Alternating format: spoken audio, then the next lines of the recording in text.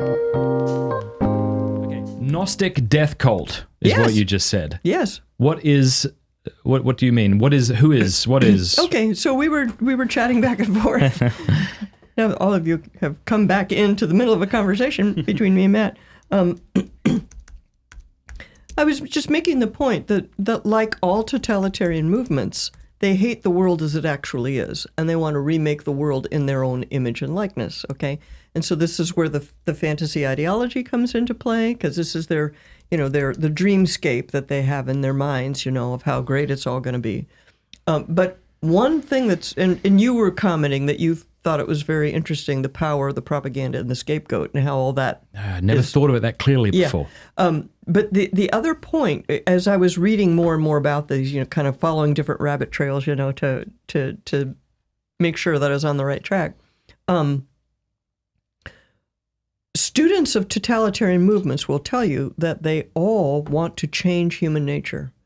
So whether it's communism or fascism or, now the sexual revolution, there's always some aspect of human nature that they need to change in order to do the dream, okay? And that the attempt to change human nature, of course, always fails, but that's the pretext for needing all this power, right? So when you see that they hate the world as it actually is, that puts into your mind Gnosticism, because Gnosticism is in some way a revolt against creation, and generally our physicality is part of it. And so the sexual revolutionaries, they're at war with the human body. They hate the human body. They hate, in spite of their desire to indulge it all the time, and their encouragement to indulge it all the time, they resent the limitations of the human body, right? That if you have sex, you don't just get to have pleasure. You may also end up with this lifelong responsibility as a result. They don't like that part, right? So always, and the male and female thing, you can totally see there that it's a Gnostic cult, right? That they hate male and female. It upsets them, whatever else is going on in their ideology, they hate male and female. And so it has these aspects of Gnosticism of being in revolt against our physicality, our physical existence. And then that turns them into a death cult. I mean, if you're at war with the human body, where's that going to end?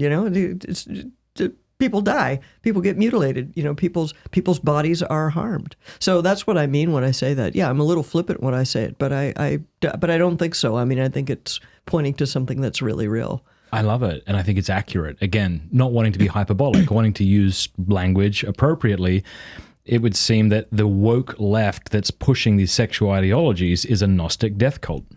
Right. At war with the human body, resenting of the human body. Right. This is why I actually am would never let my daughters dye their hair blue or pink. This sounds like a tangent, and I don't think it is. Does, but tell me about it. I think there's a war with reality. And I think if you want to make your hair look like a cartoon character, you are in a very small way at war with reality. If you see people who've dyed their hair blue or pink and are obsessed with anime, I'm not crapping on anime, I'm not totally discounting cartoons, but there does seem to be something in that. If I know somebody who's really into weed, they're also really into anime and unnatural ways of looking.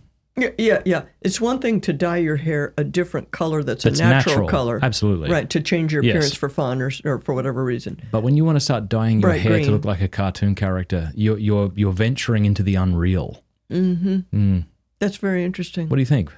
I never thought. I have all sorts of reactions. They may not be true. I also have a thing against ripped jeans. Women with their friggin' ripped jeans, looks like their legs are bursting out of them. Could we stop this, please?